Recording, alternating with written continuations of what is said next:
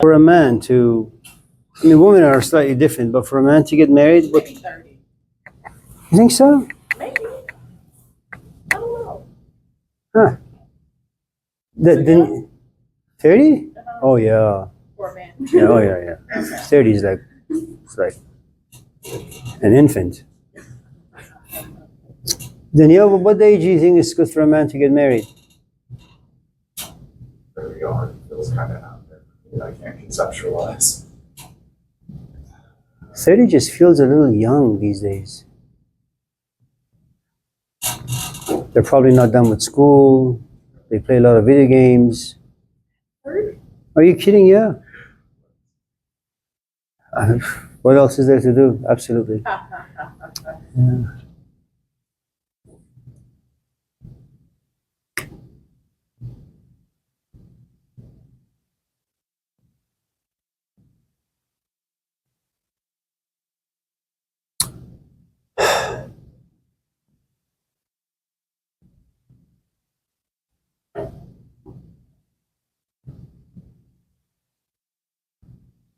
Yeah, yeah. So, discussions and all that. My question was about possessiveness, or why do people attach so much value to the things they have, not even monetarily? So if I understand your question, if you are my boyfriend, this is just a hypothetical, so don't go crazy. So if you're my boyfriend and Joey has her eye on you, should I exercise the bumper sticker, love is free, and it should spread its wings and fly? So she should just like have you and I should sit back and accept? Or should I feel as if I own you, I possess you? And then every time you want to like unleash and go towards her, I just, make the leash a little tighter. Maybe punish her for desiring you. Is that what you mean? Do I owe you? Do I own you? So, Well, I guess I own you. I own you. Is that the wrong thing to say? Well, would you necessarily own him or her or whoever? Would you be experiencing them? No, I own them. I mean, I own him. So, look. Hey, Alex. So, when you're young, you just hang out with your buddies. At a certain point, you find yourself attracted to another human being. You're morphed into a political animal. You begin to pursue them. You hang out with them. And once the element of attraction and I suppose passion comes about, you become very, very monogamous. I mean, that's what those things do. Unless you can't reach the object of your passion and the energy or the force just gets built inside you, built up, and somehow you need to kind of just vent it out, so experiment with different people, but the very root of it, it's all about him. But since you have no way of venting through him, you got to use other human beings. Now, one of the things that happens in relationships is that, with whatever, whether it's a TV or a sofa or a Danielle, is that you just spend time. You waste a lot of time. We go to coffee shops, we talk about nonsense, we hold hands, it's like going to the butcher shop and buying a pound of meat. And in wasting time, you create stories. Remember, we went to this place and remember to that place, and then once in a while, you share your physical bodies, and there's a good amount of emotions that are exchanged. There are these romantic moments where you talk about having kids. He gets pregnant, for example, and buying a house and building a future. And what you realize is that whenever you build a relationship, you have a past that exists in it, you have a future that exists in it, you have time, you have energy, you have dreams, you have hopes. And so once you begin to build those things, they are who you are. I mean, they make you who you are. You know, they become the foundation upon which your life has meaning, you have identity, purpose. And so all of a sudden, Joey, I mean, look at her. We go somewhere and she keeps looking at him. He is mine because in him lives who and what I am, my past, my future. Right? It doesn't mean that just in case he leaves, you know, I can rebuild. I can. It just takes longer depending on my age, my experience. So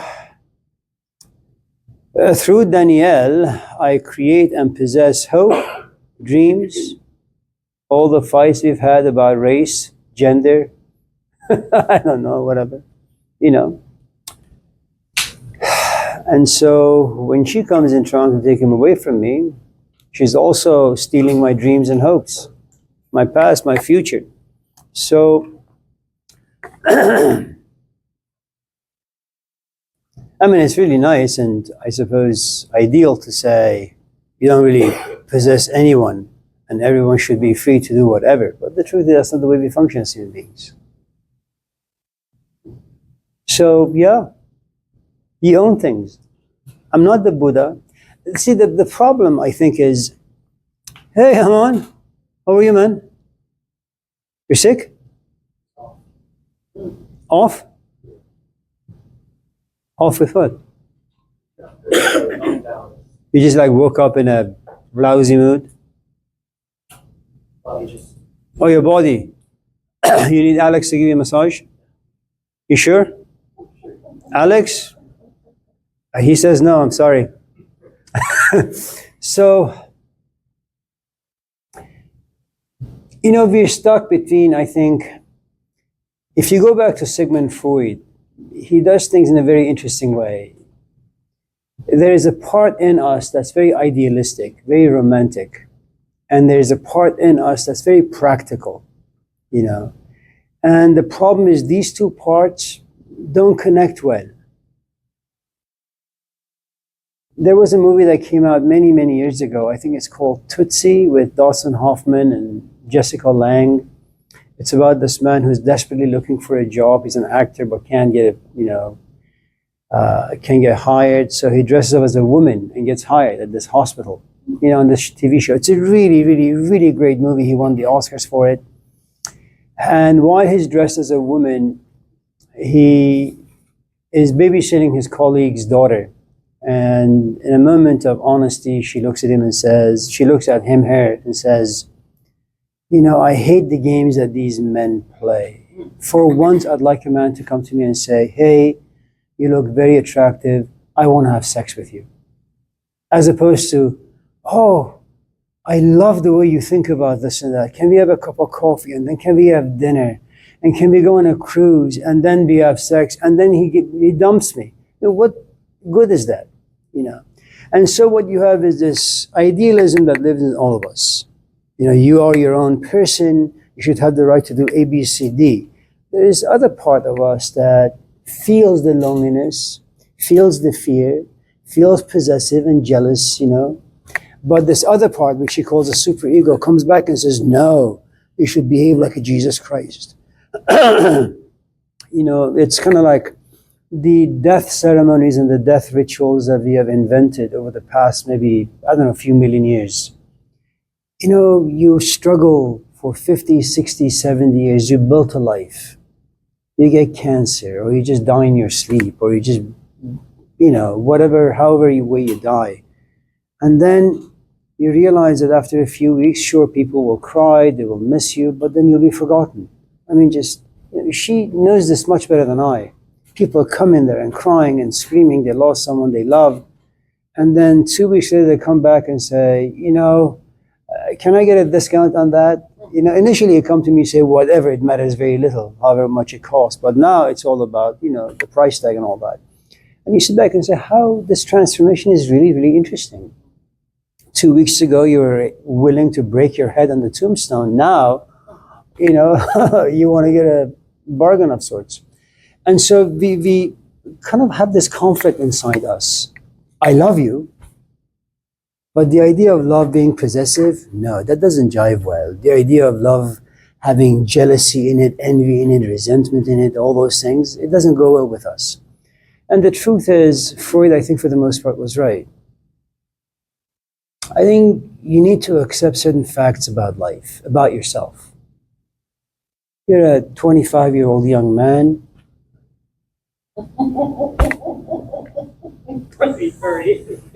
Why do you do this to me? I mean, 2 years? Is that really 2 years? My life's so far. All right, let's just. All right, so you're like 21.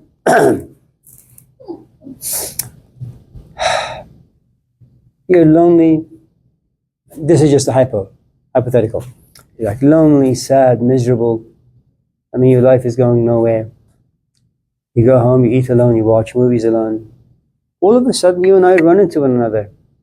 You know, I'm like running this way, you're running the other way. You're very health conscious. I'm looking the other way, just ram into you. You fall to the ground, I look at you, and all of a sudden, all these stars come to be. Oh my God, I have found my soulmate.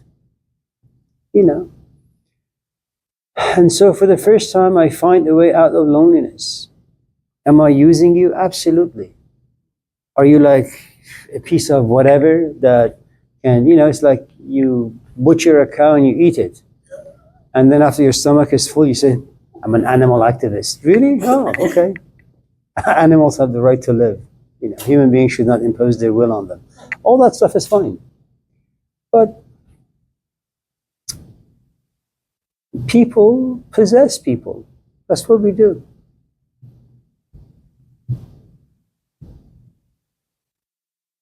Imagine if her daughter was to come to her and say, Mom, I think this weekend I'm going to have dinner or Thanksgiving or this gathering with my mother-in-law.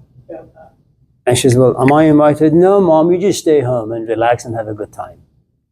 The truth is, her daughter owes her.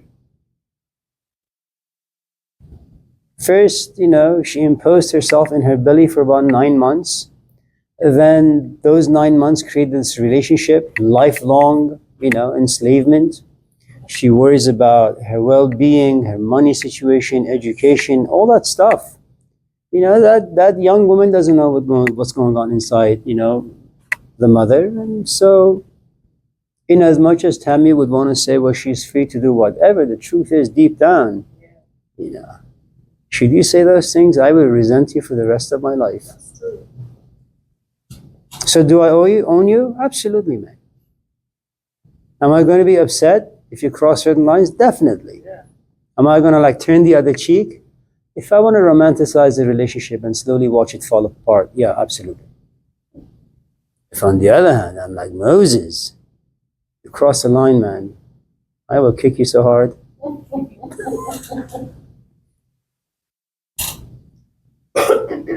Does that make sense? And I think it's good to possess another human being. I mean, imagine I'm your dad. Can you imagine that? You can? What do you say? Yeah, my dad's old. So imagine I'm your dad. And you come to me at the age of 18 and you say, Dad, I think I want to drop out of school and go out there and just see what life has to offer me. 18 years of blood and sweat on my part, and here's my son with a big mouth telling me that he knows what's going on. Are you kidding? No. I own you. And I own you in the sense that I have put a lot of work in you, man. And all of a sudden, what? You want to like give me a romanticized vision of life? No. I'm going to grab you by the throat and inject the fear of God inside you. Should you disobey me, you know, there's your stuff. Get the hell out. And so in some ways, I'm really protecting my love, my care, my fears, anxiety, headache, you know. So, yeah. It's only poets who give us this illusion, like Khalil Gibran, you know, like parents are the bow and kids are the arrow, and once the arrow goes, well, the arrow goes. You have no control over it. So that may be so. But that doesn't mean just because the arrow leaves the bow that your worries and concerns are gone. Poets. Useless.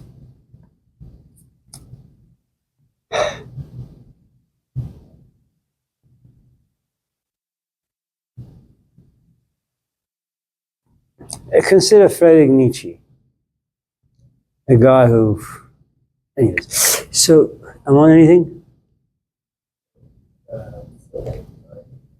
What happened? What did you say? What did you say? It slipped? Okay. Adrian? Sir? Anything? I did. Sarah runs in the Middle Eastern, Sarah this and Sarah that. My middle name is Sarah.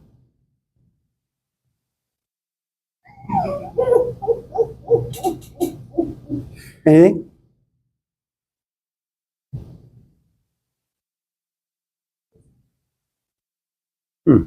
Joy? Not even movies? What? Is there a movie you want to talk about? Frankenstein's story is very much like Pinocchio. You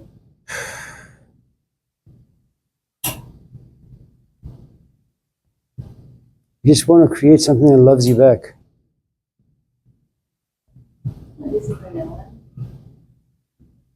With Ariana Grande? Is she Frankenstein? No, who plays in it? Oscar Isaac, Jacob Elordi, Mia It's okay. I don't know any of them. Is it a good movie? Okay. Is it animation or is it like? It's good. Okay. Frankenstein. And then Netflix. Okay, Netflix. I'll check it out. Frankenstein.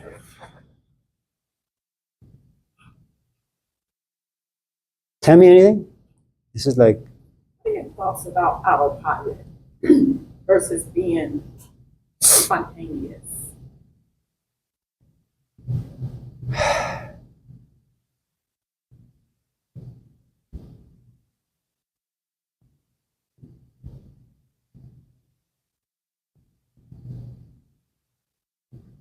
Over the years, I've had so many students who came out of the hippie movement in the 1960s and 70s. And it's an interesting time. You know, you have stuff happening in Vietnam. I mean, America is going through this transition. You have the gay movement, you have the black movement, you have all these wonderful feminist movements, all these wonderful movements. And so the sort of stories that held people together and gave them some sort of a meaning and direction, they're all being challenged. I mean, the envelope was being pushed so vigorously, you know. And so people, and it's really the domain of anyone who's young, which is I look at my parents, my dad, you know, leaves for work at 6 a.m, comes back home at 5, and he's worn out, he's got no soul inside him, he just sits by the TV and vegs out. You know, my mom is in the kitchen, or she's angry, they never talk, they never have sex, whatever the case may be. I mean, I don't know how kids would know that, but nevertheless. And you, 15, 16, 17, even 20, look at your parents and say, you know what, I just don't want to be like them. I want to go out there and make my own life. You know, if you kind of chart human evolution for the past maybe 2 million years, you know what we have done is that we've created stories, like we've created highways. If you want to go from here to Sacramento, it's 680 or 80, you know. Is it true that you can take the back roads? Absolutely. Is it true that you can even pave a road that's just unique for you? Possibly. But you know, human genius have come together for the past like couple thousands of years, putting their brain power together, their creativity, their genius, and say, you know what, this is what we're going to do. All of a sudden, you have someone like a Sartre or a Socrates or a Jesus Christ who says, you know what, it's not good for me, it's not enough for me, it's not sufficient. I want to feel alive. Well, I mean, look at all the people who have come behind you, before you. People just came, they got married, they had kids, they provided for their community, and they just died. This desire for immortality, this desire for uniqueness, for creativity is really quite new.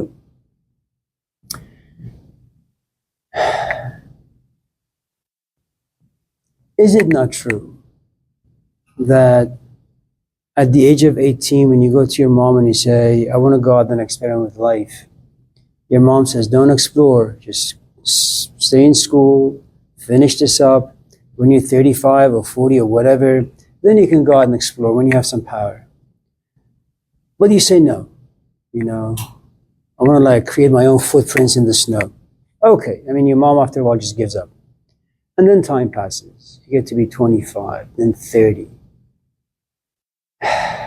You probably got a few people pregnant, you got like 5 kids here and there, you work at Home Depot or in and out. And then at certain moments you sit on the sofa and you say, man, had I listened to my mom? And I think there are 2 modes in life. There is this phase where you rebel. First you listen to your parents because these are your gods, and just in case you disobey them, cross any lines, they'll slap you, punish you. And then at a certain point, you begin to have your own voice. And you and I are parents, so we know, how it happens. It begins with, Mom, I can hold the spoon myself. Get out of my face. Then they begin to like talk back to you. And you don't know what to do with them. Punch them or just say, yes, honey, that's really interesting of you. And then there comes a point where they listen to you. And then you have an educational system that also creates this uniformity between society and parents. But society, in fact, helps you raise parents.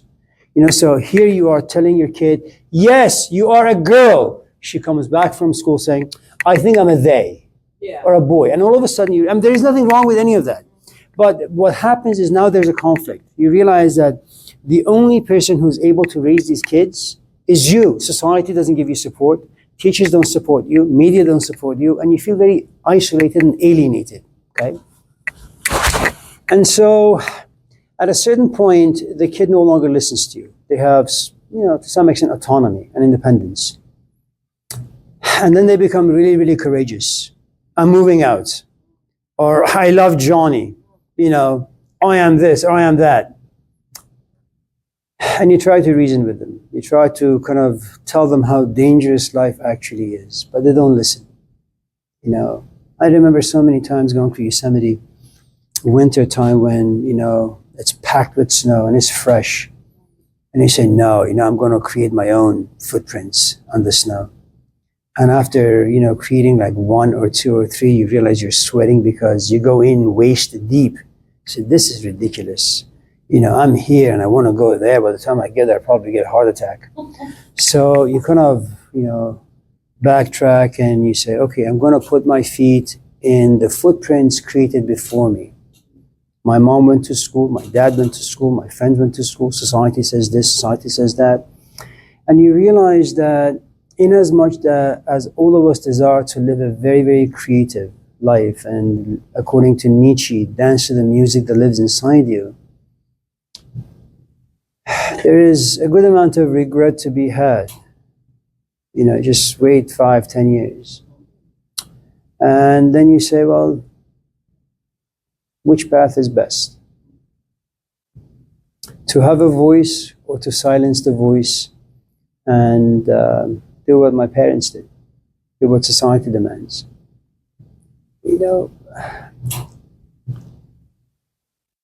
These days, whenever I want to go anywhere, I GPS it.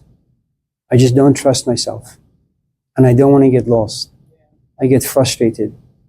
Can someone please tell me what is the best relationship I can get myself into? What sort of qualities should I be looking in a person? And of course, there are going to be these moments where I say, no, she's too boring and she's too monotone and she's too this, she's too that. And my mom said, she may be all of that, but listen, she'll be a good mother.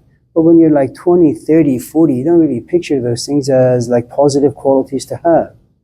You want someone chaotic and exciting. As the Chinese would say, you want someone whose temperament is wired to be fire.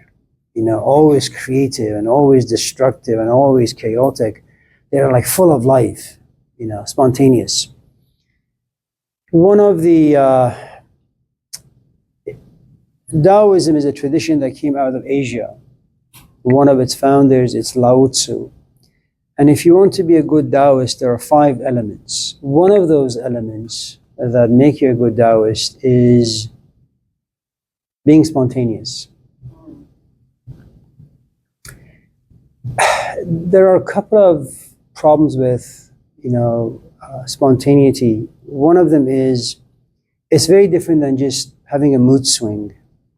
And it's very different than simply waking up and saying, you know what, today I just want to do it this way. Like my wife, she teaches. And I say, what are you doing home? You have a class. Oh, I just decided to stay home. I want to be spontaneous. I mean, true. I mean, her sister passed away just a couple of weeks ago, and it's been a lot. In the Taoist tradition, being spontaneous means the following. It's no different than the Christian version of the Holy Ghost.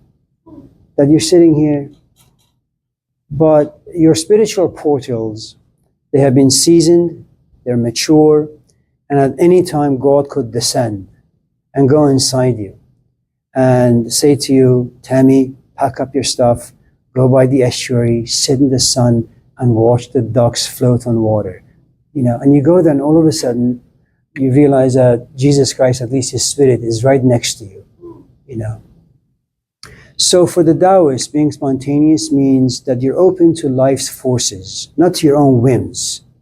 Your feelings saying this, your ego saying that, your past coming in, the romanticized future coming in. That's not being spontaneous. These are just triggers being created inside you, having been created inside you by society, by your own imagination, by your past. So it's a very tricky place to be,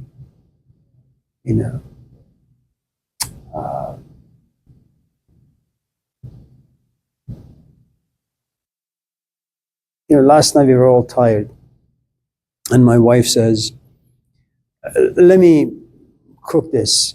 I look at her face, exhaustion is dripping. I say, you know what? Let's go out and eat some pizza. She says, okay. On the way to, I don't know, like Papa John's or some cheap pizza place, Zachary's, she says to me, I just don't feel like pizza. I love pizza. So you know what? Whatever you want to eat, I'll eat with you. And the truth is, I didn't want to eat what she wanted to eat, but I felt bad because I have no power over her sadness. You lose your sister and you're in love with your sister, but she's no longer here and you can't get over the depression. And so you realize that me being spontaneous really has to do with the fact that I have no power to kind of change her mood. So I say, maybe instead of pizza, we can have a burrito. Maybe that'll make her happy for a minute,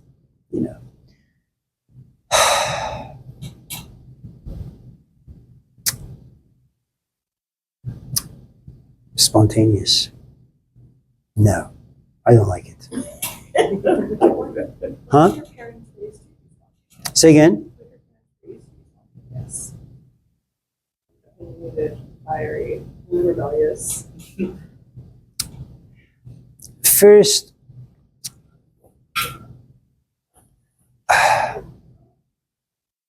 there was a woman not too long ago.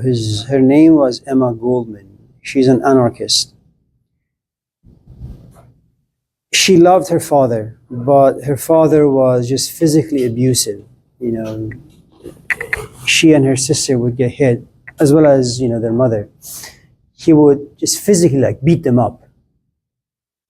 And one day he was hitting her sister so much and so hard that she just jumped and bit him. And he stopped hitting her sister, turned around to go chase her down and just beat the crap out of her. And the mother intervenes. And Emma Goldman had mentioned that those particular experiences in her early childhood inspired her to become a midwife. At least that's what she desired to do as a kid, so that she could be helping in the labor when the kids are coming out, especially when they're girls, so she could whisper in their ears, rebel, rebel, rebel. anyone who tells you live this way or live that way or do this or do that, do the exact opposite.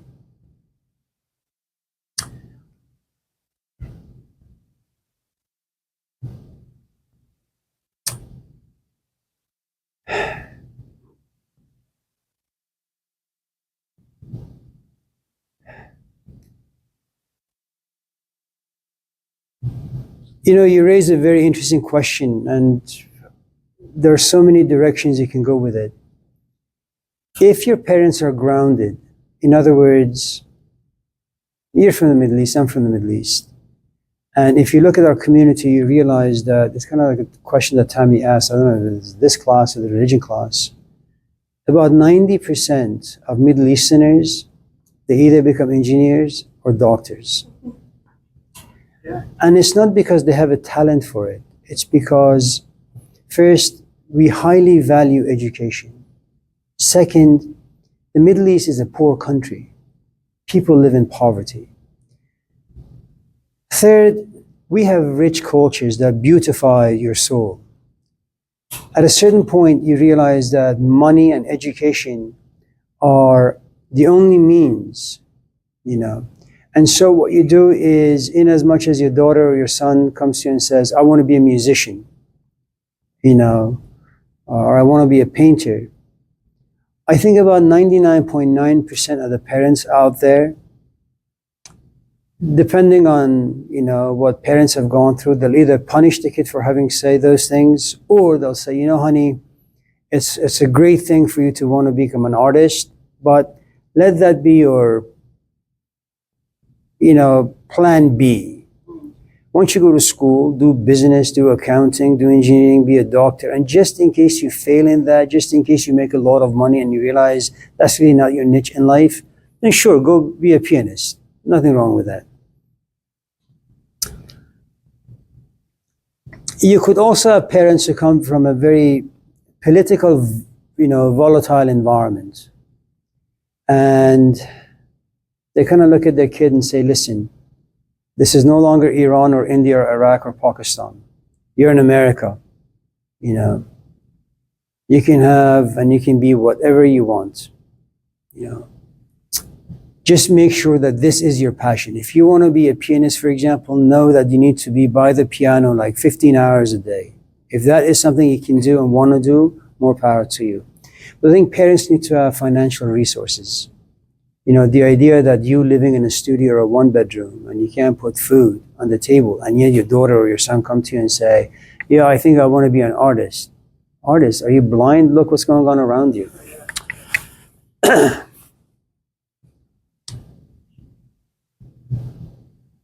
I think people from the third world, anyone who's ever lived in some sort of poverty, understands the negative impact of not having food, not having money, not having, you know, comfortable shelter.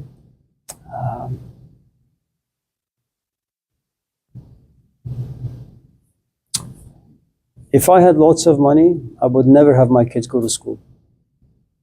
And we just have like private tutors come to the house, teach them how to learn, how to read, how to write. And I would have them, you know, do something creative. You know, consider the life story of the Buddha for a moment. You know,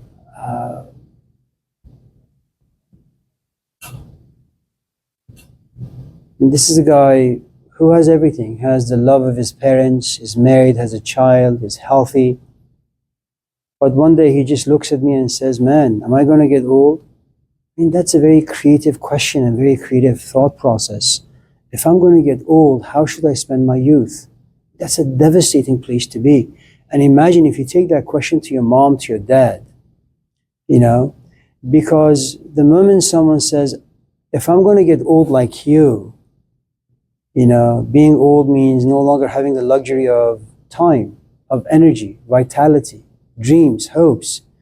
Do I really want to spend the next 5 years of my life like going to school? The answer is no. And imagine if that question just lived inside and you were pregnant with it. I mean, your entire life would turn upside down, not to mention you would devastate your parents' life as well. At the end, what does the Buddha have? He's got no mom, he's got no dad, he's got no brother, no sister, no son, no husband, no wife, nothing. He doesn't have a culture or tradition. He's like Jesus Christ, who says the Jewish tradition sucks. He walks away because he wants to feel alive. And Judaism is not doing it for him. So it's really difficult for me to imagine parents who don't have the resources to say okay to a kid who wants to be creative. You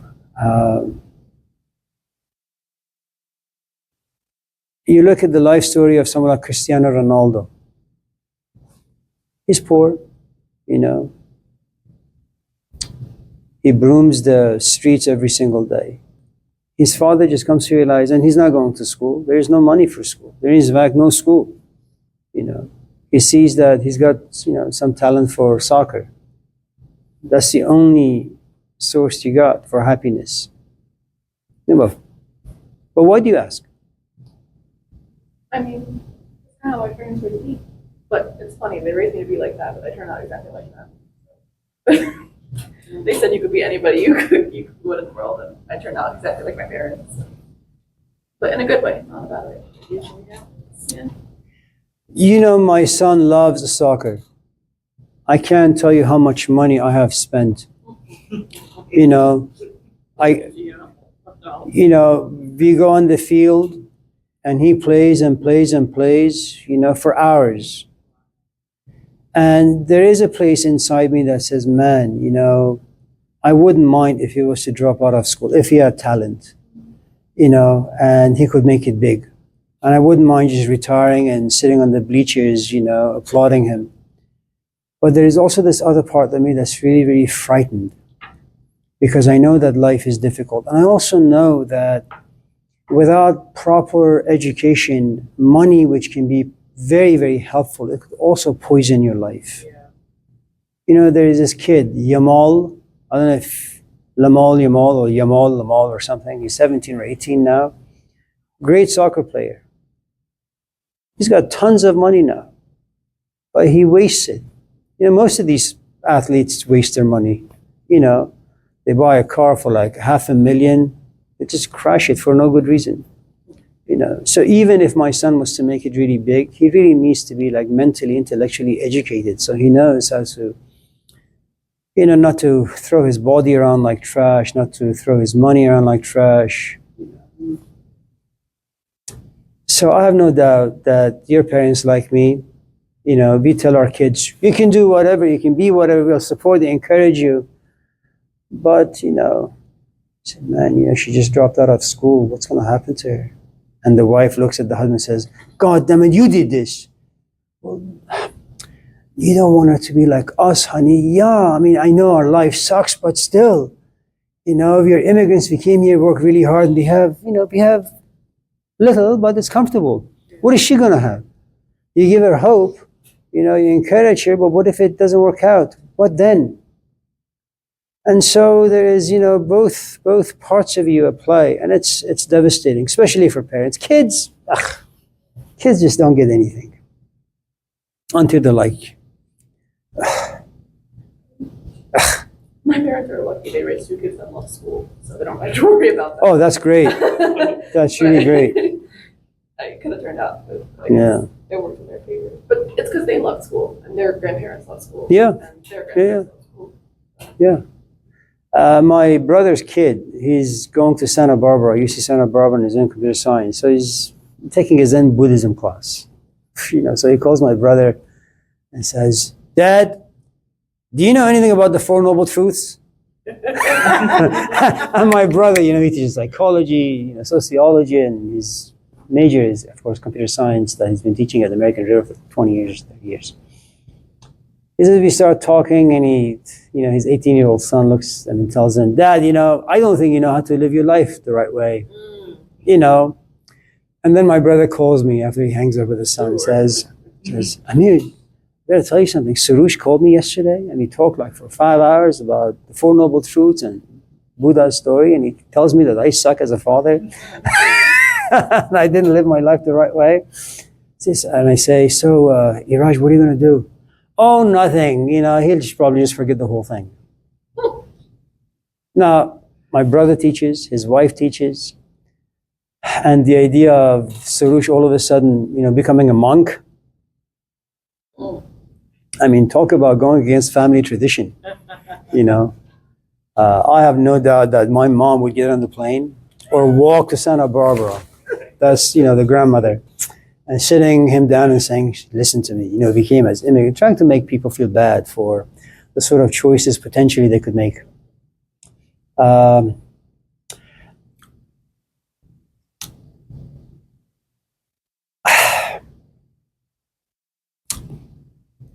21st century parents, you know what we suffer from? Paranoia. We don't want our kids to go to like a therapist office. We don't like to scream at them because that could cause trauma. We don't like to spank them because that could cause trauma. We don't want to say no to going to Target because that could cause trauma. We don't want to say no to them watching a movie.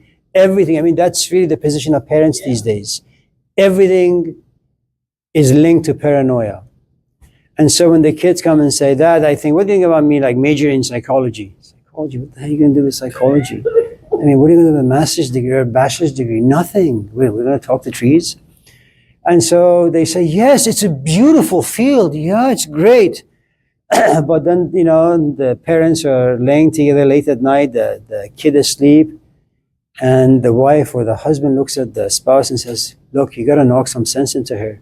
I mean, psychology is great, but, you can't make very much money. What's she going to do?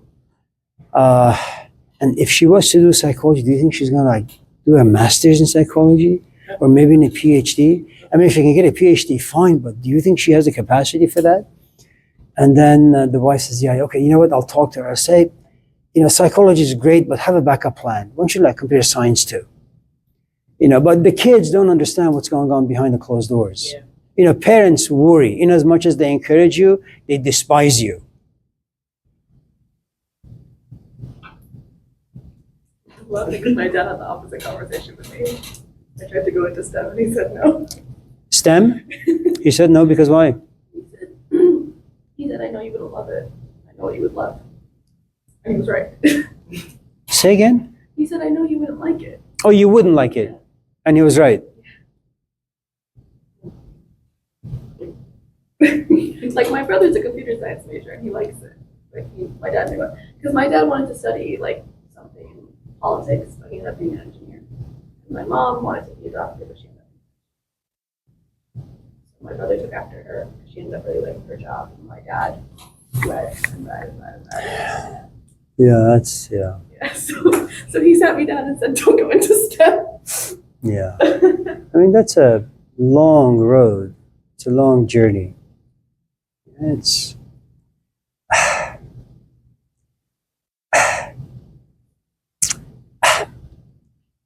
at a certain point, your dad wants to see you get married and have children. And the idea of you being in school for in the next 20 years, well, yeah. I mean, right now it would.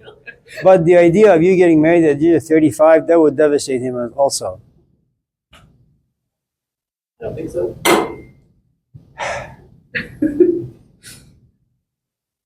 Maybe. I don't know.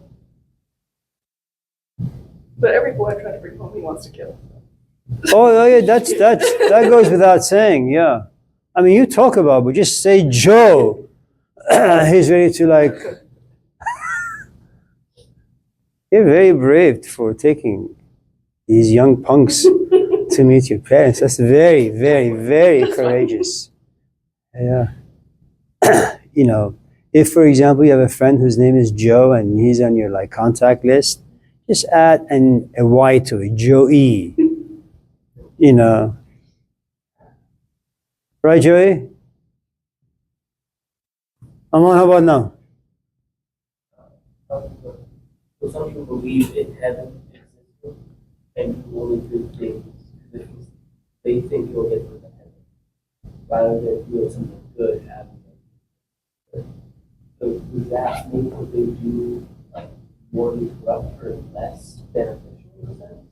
You mean because their intention is not so much doing good work, but doing good work so they can get to paradise? You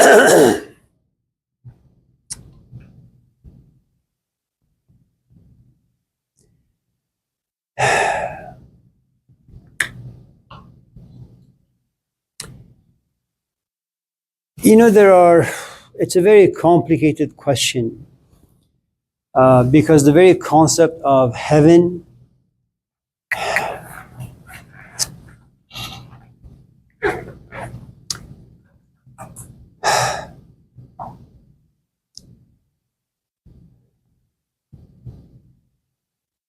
I don't know at what stage in our psychological evolution this concept was created.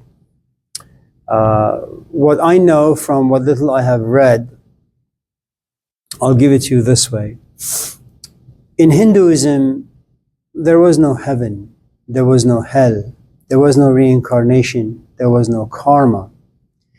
Lots of time had to pass where creative minds sat back and they looked that they realized that you mow the grass today, 2 weeks later it comes back to life and it's longer and it's healthier. And they came to argue that perhaps life does not waste life. Everything that life creates eventually gets recycled. And that may be the case for human beings. And from that point on, all of a sudden, the idea of reincarnation came about. The idea of karma came about. The idea of nirvana came about. If you look at, for example, the Egyptian, if you read the Book of the Dead, in the Egyptian tradition, what you realize is that in the first kingdom, Egypt went through 3 kingdoms, old, middle, and new. In the first kingdom, there was no such thing as your heart being judged.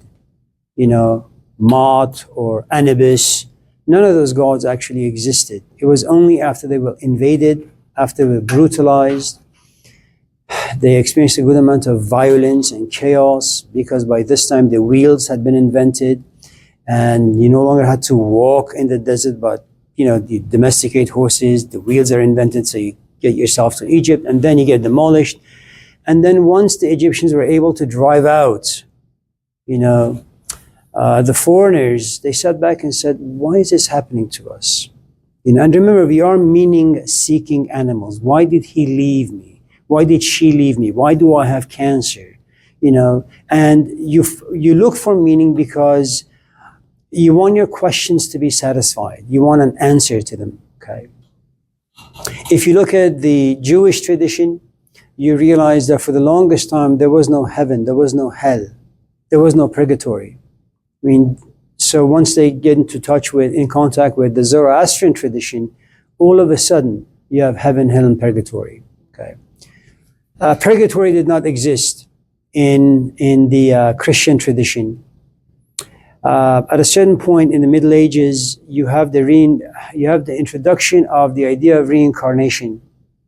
Now, one of the things that happens in reincarnation is that eternal damnation is quite frightening. Okay? That if you do A, B, C, D, and if God punishes you, you're going to be in this pit hole for a long, long time. You're never going to get out. Reincarnation means you have a chance to come back to life and fix your mistakes, which means you'll have a scenario where you'll be permitted to go back to heaven. The moment that happened, church began to lose a good amount of population. No one would attend because you could no longer inject the fear of God inside people. People make mistakes, and they can come back and fix those mistakes.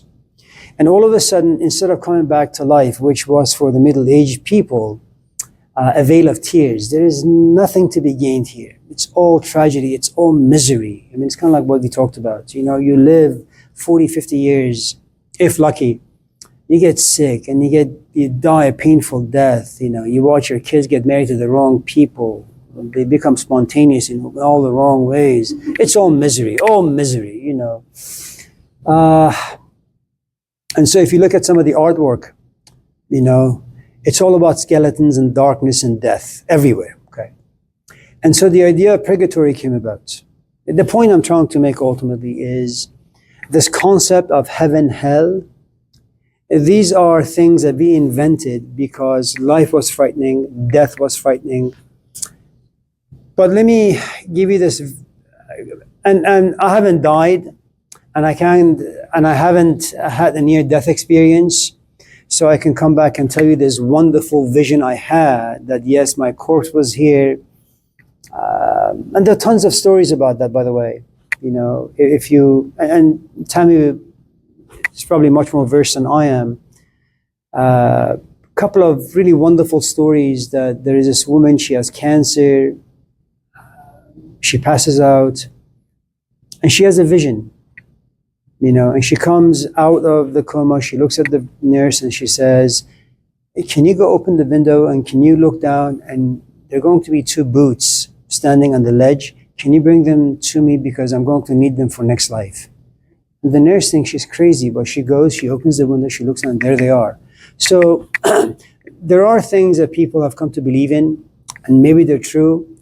So I'm going to give you a version that works for me, unfortunately, without giving you like this long, elaborate history of heaven and hell.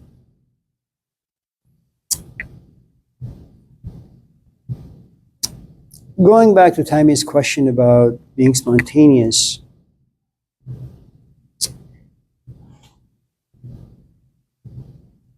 if your parents have gone to school, and if your mom is an engineer, if your dad is an engineer, and once in a while you walk around Oakland, and sometimes you feel unsafe, and after a few hours you walk back home, you say, man, thank God that my parents went to school, and they were able to save some money, and they were able to buy a nice house, to create a wonderful shelter for my brother and I, you know. And you say, you know what, that's what I want in my life, you know. And you realize that heaven for you, psychologically speaking, is that you see certain things and they're not very positive. And then you walk towards a thing that's profoundly positive, and you say, you know what, there is a GPS or a roadmap or a manual. If I was to follow in the footsteps of my father or my mother, there's a good chance I'm going to end up in this particular place. Okay, that becomes your concept of heaven. There's a GPS for it. And you sit your dad down and say, so dad, if I want to like buy a house a bit bigger than this, what do I need to do? He says, well, you can't do it by working in and out. It can be a dentist. It's about maybe a 10-year process, but once you're done at the age of 30, you work about 2, 3, 4 days out of the week, you know, for 4 or 5 hours, and then you can rack in millions, you know. Now, once you follow a certain roadmap, regrets will be few. Repentance will be few. Purgatory will be few. Hell will be few things to experience. If, on the other hand, you were to be spontaneous and create your own life, what you're basically saying is, I'm going to remove all the GPS existing. I'm going to go to Meikade. It's a name I heard. It's a Persian restaurant in North San Francisco. Okay, is it North Bay? What do you call it? In Italy Town, in San Francisco. Oh, North Beach. North Beach, that's right, sorry. And so you can turn off your phone and just go with your intuition. Okay. Now, what will happen is anxiety, frustration, anger. You know, sometimes anger is towards your own self for being so stupid. And if you have a passenger next to you, you'll probably smack the hell out of them as well, because there's only so much self-hatred you can endure. The flip side is you turning on your phone and just, you know, Googling the direction, and you're there in 10 minutes. Yeah. So psychologically speaking, hell is whenever you think you know, you move ahead, and life will tell you, teach you that you've made a good amount of mistakes. There is your purgatory, and you have to like kind of live in that mistake for a few days or a few months or a few weeks. That becomes your hell.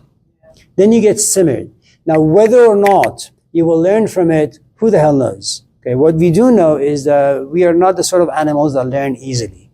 We repeat the same mistakes over and over and over and over again until you hit like this rock bottom like an alcoholic, you know. If I was to give you a quote from Khayyam, if you want to know what hell is,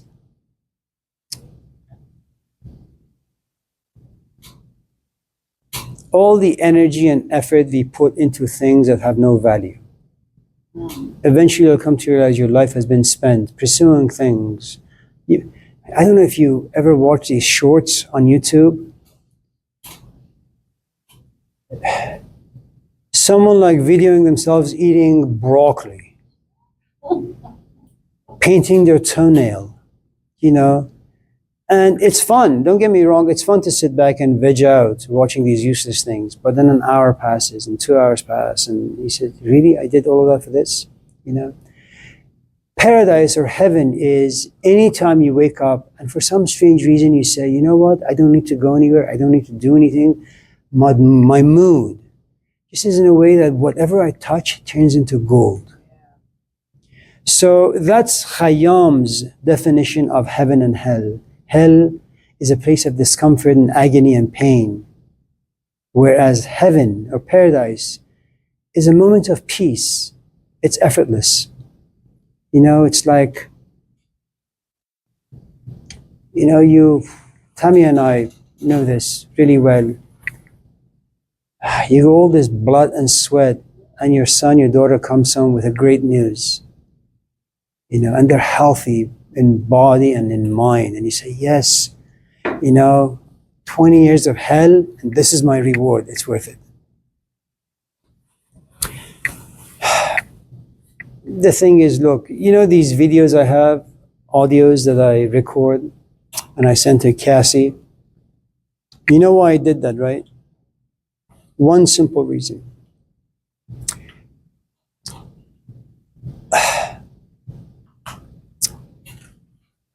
I've always been interested in death and dying. When I was 18, I went to this funeral place in Sacramento, Sunrise and Greenback, beautiful cemetery. Said, I want to wash bodies. I'll volunteer, no pay. Even if I'm not qualified, let me just mop the floor, you know, wash these white plastic beds. And eventually they agreed. And in our community, a lot of people have passed. You know, to be forgotten is devastating. I don't know if you've ever had a girlfriend that you loved or a boyfriend, and then after a few weeks you saw them holding hands with another human being. And you sit back and you say, I mean, if you're able to overcome anger and those things, you sit back and you say, you know, it's only been 2 weeks. How could they be holding somebody else's hand? Yeah.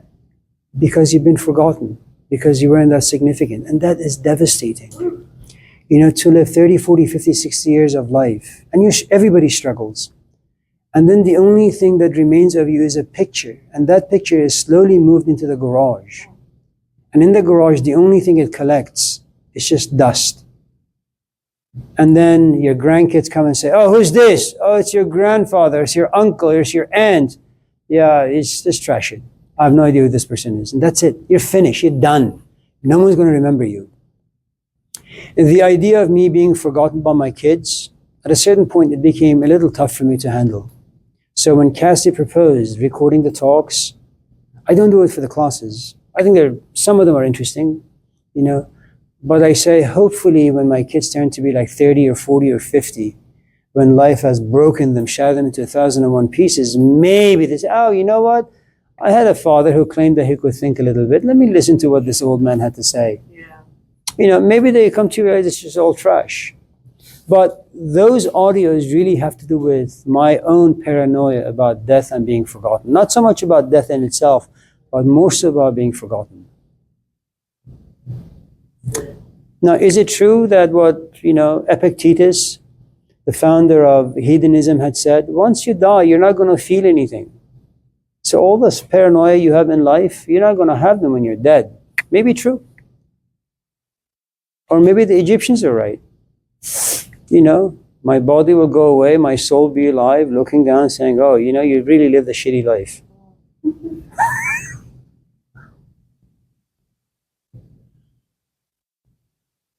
Isn't that true, Joey? Good job.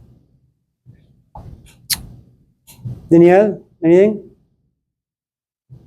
I'm satisfied. What? I'm satisfied. I'm not satisfied with your answer. That's your problem. Whoa, you hear that? He's only 23. Oh Man, like 3 decades older than this kid, and this is the way you have a bad future waiting for you. I'm just kidding. Adrian, anything? What time is it? Oh, we have like 5 minutes. Well, you know, we got 5 minutes. So anyone with anything interesting? Tammy? No. Oh, he speaks. What's the deal with like revenge fantasies? And you know, what kind of catharsis actually comes from that?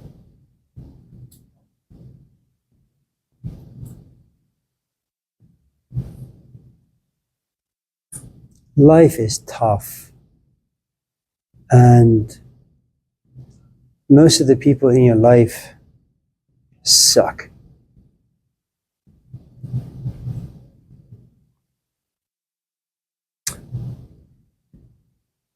There is in sociology a concept called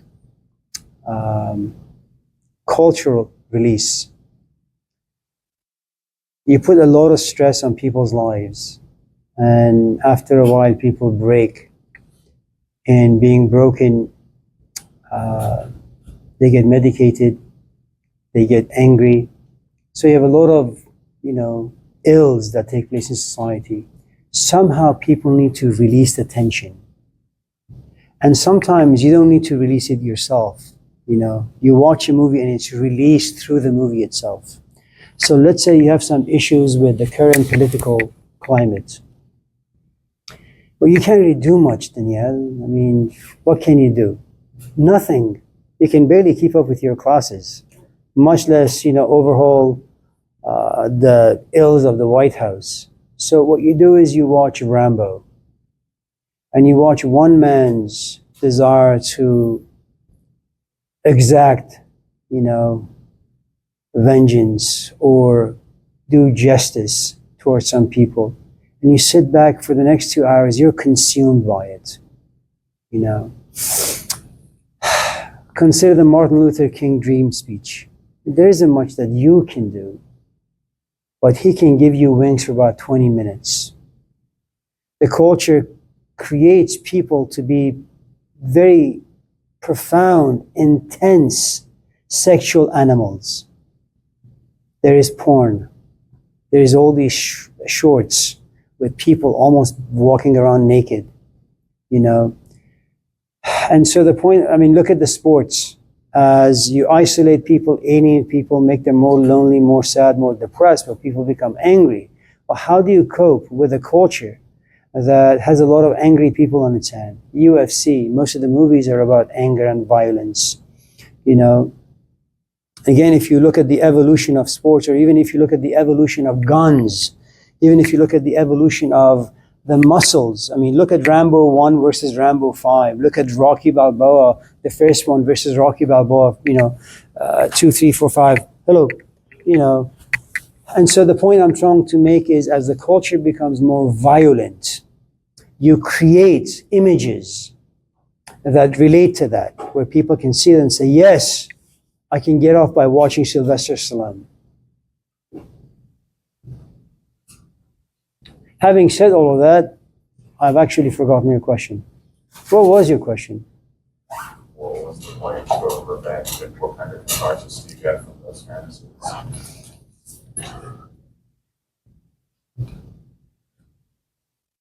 This morning, I sat in my office and I watched a couple of ICE agents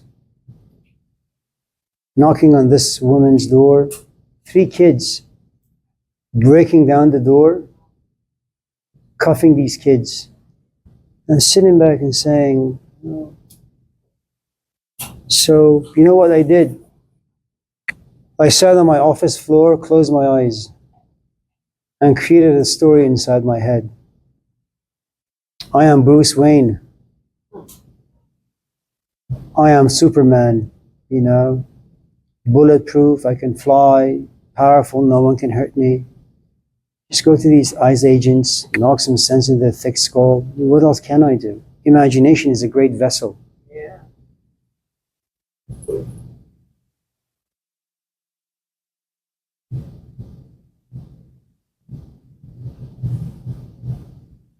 I mean, it's really no different than masturbation. Really, because you feel powerless. You know, you don't have a date, you don't have a companion, or maybe you do have them, but there is no longer an interest. You know, I have no power over the White House. I have no power over what's happening in Oakland. So it's good if you can exercise some creativity and imagination. Hello, hello. Well, here it is. For those of you who have nothing to do and you want to stick around, you're more than welcome. For those of you who have things to do, then you should leave. Right, Joey? I'm still waiting for those movie tickets, you know. Oh, you were?